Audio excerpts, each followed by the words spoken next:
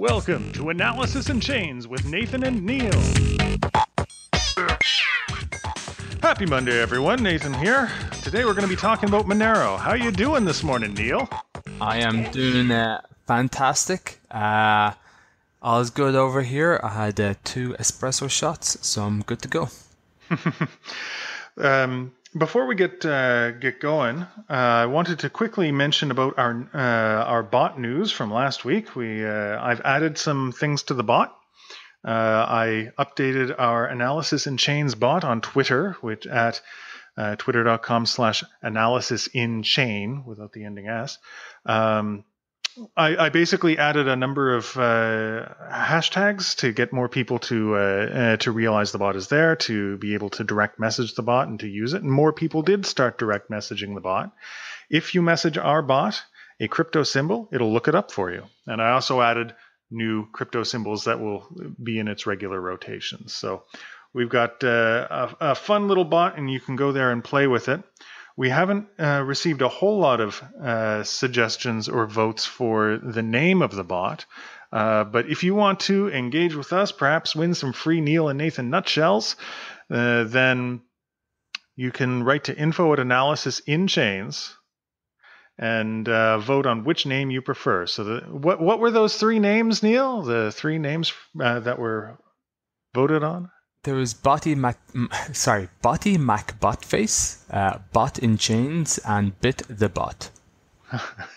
Which one do you like? I like Bot in Chains because it sounds like it's a robot that we've just tied down in a corner, and its only function in life is to spit out crypto prices. Oh, I'm a meme lord, so I love Botty McBotface, but let's see how it goes. In another small piece of news, I will be in San Francisco in early October. I'm looking to meet up with anyone who's interested in talking about crypto. And so if you're interested in meeting up, if you've got a big crypto startup or anything like that, then message me at nathan@analysisinchains.com. And maybe we can work something out, maybe like a meetup or something. Well, let's see how it goes. All right, now let's get into Monero. Now, Neal, this is your... What? I said, well, all right, let's get into it. Can't wait. All right. Neal, you were the one who was interested in Monero at the beginning. How did you find out about Monero? Well, Monero is a very interesting cryptocurrency. First of all, it has a weird brand because it's kind of associated with all things darknet and transacting, with this currency for drugs and guns. So it has this weird brand that everyone thinks it's the cryptocurrency of choice for warlords, drug lords, or whatever. But when you start to dig into it and you learn more about it, you realize actually this is a cryptocurrency that's trying to be more like cash in the real world, which really makes sense. So it's kind of like this alternative to Bitcoin, except it's just more private. And I think that's a very important feature in today, considering the fact that when you go on the internet, there's a lot more trolls out there. You see a lot more bullying between the different cryptocurrency groups. They're always like bashing each other. And, I'm not surprised why people would be drawn to a more private type of cryptocurrency because of what's out there now. And I think it's a very interesting one, and it's one I think that has a lot of potential for the future. It's interesting you mentioned about privacy. When I was researching Monero, when we decided to do this show, I went on Reddit and the Monero subreddit and asked everybody about what they thought about Monero, how they got into it, what they liked about the community. And the word that kept coming up was privacy. It almost felt a little bit like the early group of Bitcoin adopters who had wanted to create this decentralized currency that really wasn't visible to the government, that was completely private in order to protect people's privacy. And it was interesting that given that the community was so focused on privacy that so many people were willing to answer my questions, and so I'm very grateful to them. But I think you just touched on two main things about this currency, privacy and decentralization. Now, everyone seems to think that every currency out there is decentralized, and everyone makes it out to be the main appealing factor of their cryptocurrency. But the thing is that Monero seems to be more decentralized than most, or has the potential to be more decentralized than most. And I think that makes it a lot more interesting, because whenever we look into Bitcoin, and there's so much information out there on Bitcoin now, that we can see that there are so many mining pools now located in China. Whereas with Monero, I think there's a lot more potential for the mining, or those who will mine it, or different mining pools, if you want, can be spread all over the world. It has more potential for that. So again, to me, that makes a lot more appealing for the future. When I was reading up on the technology behind decentralization, one of the things that was interesting was the algorithm that they use. So they use what's called the kryptonite algorithm, which, I mean, it's pretty complex. I don't want to go too into the details because I'm not sure I'll get it right. But just from my basic reading, it seems to require a certain amount of access to slower memory. And so slower memory means that it almost requires being part of a slower computer. You can't really build what are called the ASICs, or the specialized computers that are being used for Bitcoin. And because you're doing that, you allow regular people to maintain access or to be miners. And a lot of the people I talk to on Reddit actually still do mine, and they can make their electricity costs back, at least with Monero. Yeah, I think this is a big issue with a lot of cryptocurrencies out there, is that with ASICs hardware out there, it's very hard for the common person to really get involved. So with Bitcoin, and it's very widely reported, you have all these huge mining farms that have multiple ASICs machines. And if you are not from China and don't have a lot of capital, you can't really partake in mining for Bitcoin, for example. But with Monero, theoretically, you could get the latest graphic card, and therefore you're on par with everyone else that is mining Monero. And that means it becomes more of a level playing field.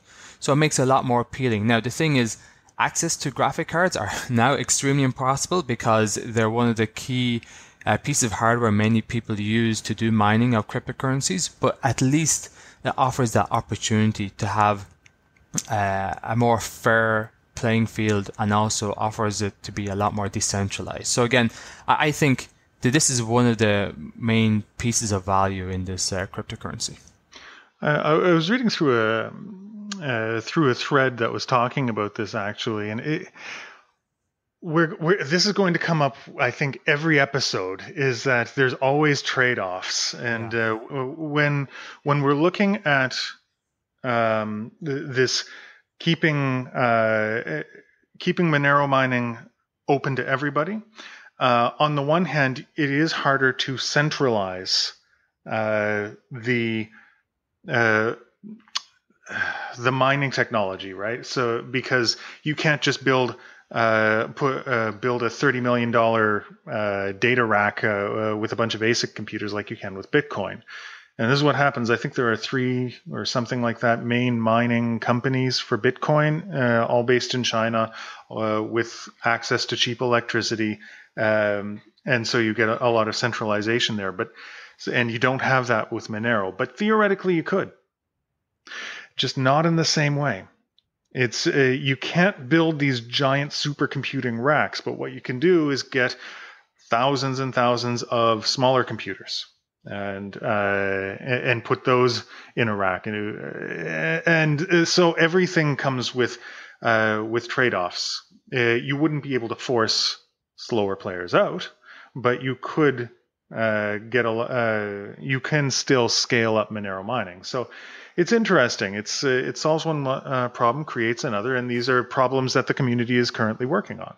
I mean, there is no magic bullet. There's only problems that the community continues to work on. And so you touched on community. I find that is probably one of the most interesting and fascinating parts of cryptocurrencies is that it does feel a bit tribal at times. And I think Bitcoin community is the most vocal and is probably the biggest. And you can see it on Twitter. It's very, very evident. There's a lot of infighting as what is the best way forward for Bitcoin. So, what did you find out about the Monero community when you were investigating through different forums and reaching out to people? Like, how would you sum them up, or how did you find them in general? Okay, so I mean, when I reached out, just in comparison to the Ripple community, they knew they had something good, and they knew they would have to wait for it, and they didn't have sort of the same day-to-day excitement that some of the other communities had. When I reached out to the Neo community, it was very very enthusiastic about it being from China, and so you saw sort of a nationalistic pride at the same time as seeing pride about the technology. With Monero, it's different. With Monero, it's sort of like this weird duality of people who are very interested in privacy and who are also very sort of open and excited about new projects and helping, right? So, for example, the community seems to have a number of interesting projects going on. There's the Monero contest where someone has put up a 10,000 Monero prize. Which is currently about $120,000. But if Monero takes off, it could be over 12 million easily to the moon. And the prize is for teams that can put a 3D printer on the moon and make objects that meet certain requirements out of nothing but moon-based materials. And so a team that wins that would end up winning this Monero prize. And it was put up by an anonymous donor who wishes to remain anonymous, put the Monero in a escrow wallet. And this is something that's that's going on. There are other things that... Oh, sorry, go ahead. I was going to say, like, are they in it for the long haul? Because when you talk about Ripple, that community, like they're signing up for something that's going to be more long term. I feel like the Bitcoin community is, wants a return now today. They want to see Bitcoin take over the world tomorrow. So with Monero, I think it's a more long play for its adoption because it has some good characteristics for the future. So therefore, but I think that it takes time for people to warm up to it. So do you think that these people are in it for the long haul? They're like, they know that, Bitcoin is number one, but are they confident that over time Monero adoption will increase? Again, like everything that I experience is going to be a bit slanted by the people who are willing to answer, right? And so this is not exactly a Canada census or anything like that. This is self-selected people who are willing to talk to me. But however, the people that were there, first of all, most of them had the preponderance of their crypto coin investment in Monero. So they weren't like all in for Monero. Monero. Say something enough times and it stops making sense. Yeah. But they would be like proportionally invested. So they were definitely part of the community. They had like 80% or whatever. Some of them were still doing their own mining. Some of them had the technical background, and so were contributing to further developments. And so the people who were responding were definitely in it for a longer haul. But I mean, I'm sure that there are also people that are day trading, but I don't think that those people frequent the subreddits or the forums, or the Slack or whatever. Yeah, they're looking for a good quick book. I think those guys, they're probably not on those subreddits to try and find out more. Well, one of the I was just going to say that the people who were willing to talk to me were often at least had a rudimentary, but more often a bigger, deeper understanding of the technology behind it. And a lot of them pointed me at the technology and said, well, it's going to be hard to talk about Monero unless you really read up what makes it innovative. And yeah. So, but then I think that kind of takes us to the next part of the currency, which is the mechanics. Because when you design a cryptocurrency and you want all of these features, there's some trade-off then in terms of how it works. And the two things we often look at when we want to compare cryptocurrencies is time and transaction cost. So the thing about Monero for me is that it does seem to be a better alternative to Bitcoin in terms of mechanics, in terms of time and transaction cost, but still lags behind other cryptocurrencies out there. So for example, Monero takes 2 minutes to process in terms of block time, whereas Bitcoin takes over 10 minutes. But then that 2 minutes is in keeping with other cryptocurrencies out there like Zcash, Dash, and Litecoin, which are gaining more in popularity these days. One thing that I think does kind of hold it back is its average transaction cost of like $2.78, whereas Bitcoin is $3.13. So it does beat Bitcoin in those two main metrics. But then when we look at Zcash, Dash, Litecoin, they're like less than $1 for a transaction cost. So it kind of, for me, Monero, its characteristics is more about bulk moving of value, a bit like Bitcoin, because Bitcoin time and transaction cost is too high to be used for, say, buying coffee, for example. So I think compared to Bitcoin, it's well positioned, but then compared to Zcash, Dash, and Litecoin, they seem to be more better equipped for, say, buying coffee. So this is something I find interesting about Monero. But why is it, Nathan, then why is it set up like this? Like, what is it then about the block size of Monero? Can you give some insight into that? Thank you for that setup question. Yeah. No, I had wanted to talk about this because one person specifically asked me to mention this, is that there is a dynamic block size that's been implemented in Monero. So, I mean, we had a whole show back about, last month about the split that happened between Bitcoin Cash. And there's a potential fork coming up with the SegWit 2 implementation, just because people in the Bitcoin community are divided as to, and very deeply divided as to how the technology should be set up. Should there be a fixed block size and what that block size should be? And with Monero, they've done something different. They've implemented a dynamic block size. So the size is limited to 60,000 bytes. All right. So, and that's fine. So you can fill up the block, but when the block fills up, then the size increases in order to accommodate the increased traffic. And that prevents attackers from just spamming the network and overwhelming it, driving up the transaction price.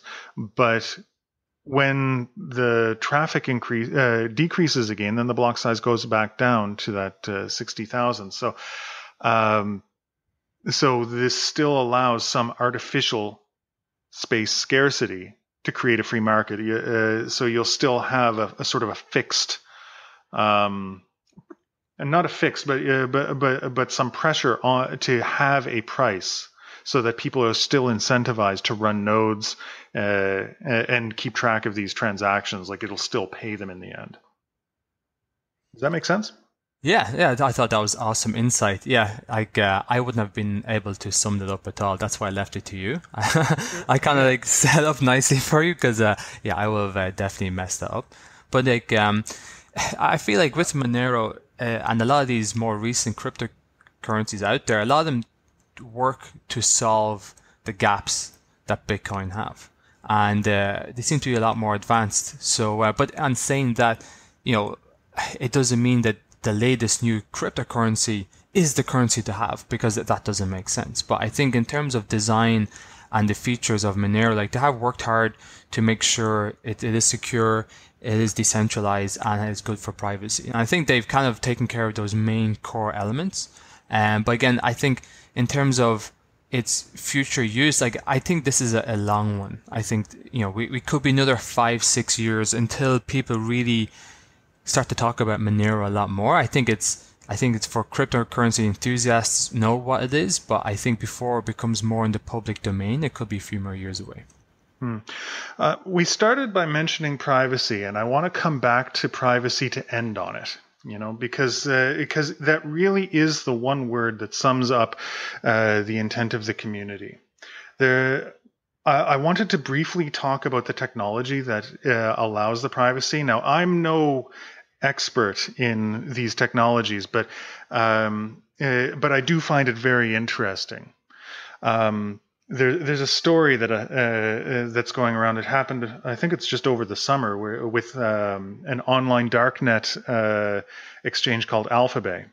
A lot of our listeners may have known this, but the guy that ran Alphabay was arrested. They were for selling illicit things and being flashy with his money. He's from Quebecer, just like you and me here, Neil. And Yeah. yeah. Do we want to be associated with that? No. Yeah, no. But anyway, when he was arrested, they were able to seize most of his cryptocurrencies, his Bitcoin, his Ether, his Zcash, but they weren't able to take his Monero.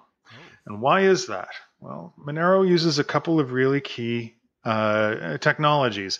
They're able to hide where money comes from by using what are called ring signatures. Now, just in a basic way, when you're spending money, the system will create fake sources and hide the real sources of money among the fake ones. So it's very difficult to know where the money or the Monero actually came from. And they also use stealth addresses to hide where the money goes to. So instead of sending money to a specific address directly, there's almost like a middle layer, and I hope I'm explaining that correctly. But it's basically so outside observers can't really tell which addresses are the real ones. It's going to like a middle type of address and then being forwarded on. And then at the same time, it also masks the amount. So this is again complicated, but it has it so that your address will commit to giving a certain amount without notifying everyone of what that amount is. And so when the transaction goes through, the correct amount will go through, but it hasn't been broadcast of what that amount is. So it's very difficult then to go and line up the transactions with what actually happened. Compare that with something like Bitcoin, where everyone is right now using artificial intelligence to try and match up Bitcoin transactions with the real world transactions visible in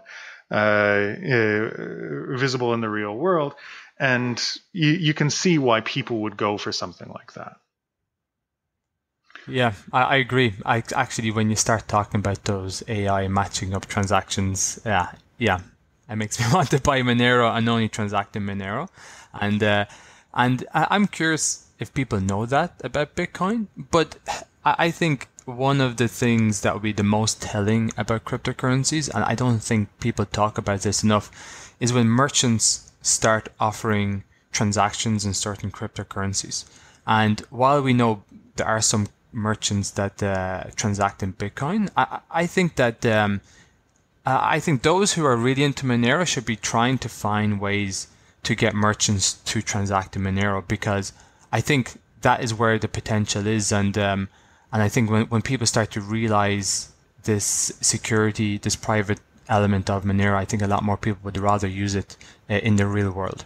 So yeah, we'll see. Now, I think this is an exciting space, Monero, but yeah, I'm curious to see how it evolves over time. So this brings us to our last topic, Neil. Our last topic, which is money laundering.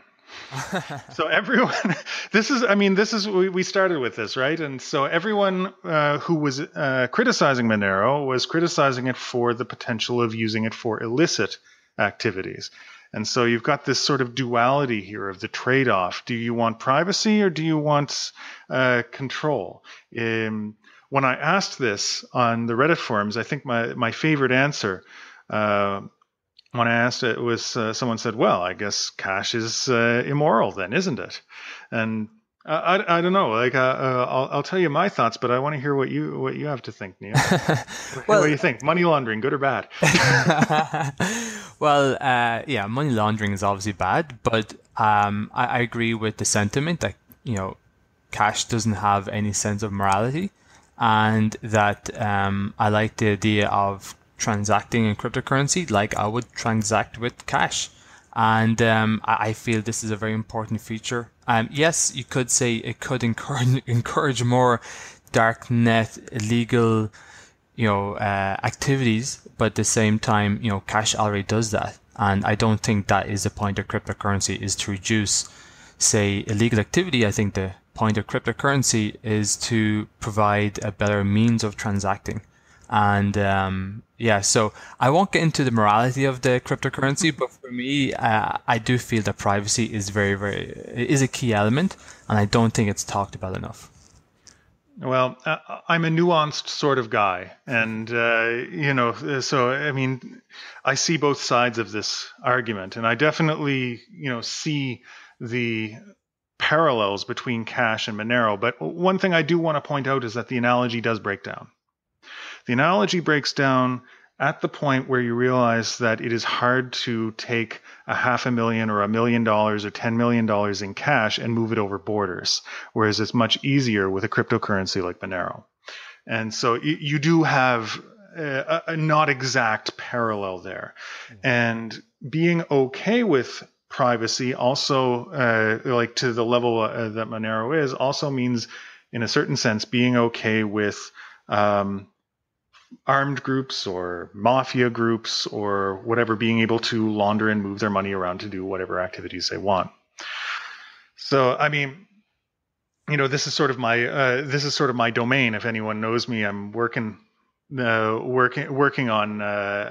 on this field of conflict minerals and defunding armed groups, and so I do see that there's that issue here, and but I also care very deeply about personal privacy. But here's the thing, is that when we care about personal privacy, we often care that governments don't have too much control over our daily lives. But if we have some a way that protects our personal privacy, like Monero, are we then giving up our control over bigger issues to armed groups who also want control over our daily lives? Maybe not us personally, but into the society that we're dealing with. So I don't know.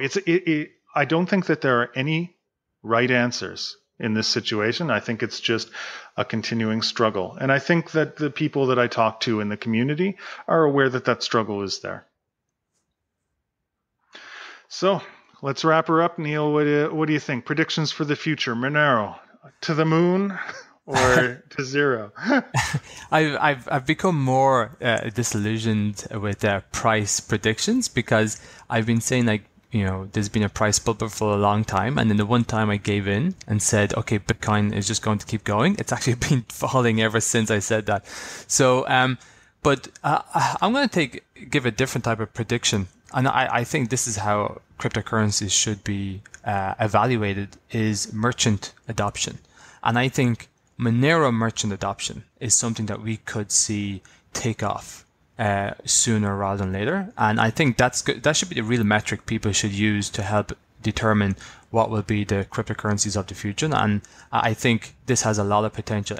Price to me, it's very hard to say if something should go up in price, because ideally, if people are using it more, they're buying and selling in Monero a lot because they are using it to buy goods, and therefore price shouldn't be going up if that's the case. So for me, I think it has a lot of potential, and I hope that more merchants start to use it.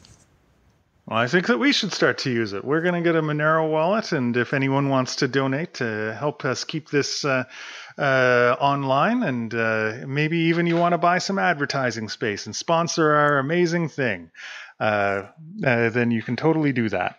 And I think that we should support the Monero adoption. So that's it. All right. Thanks for tuning in, everyone.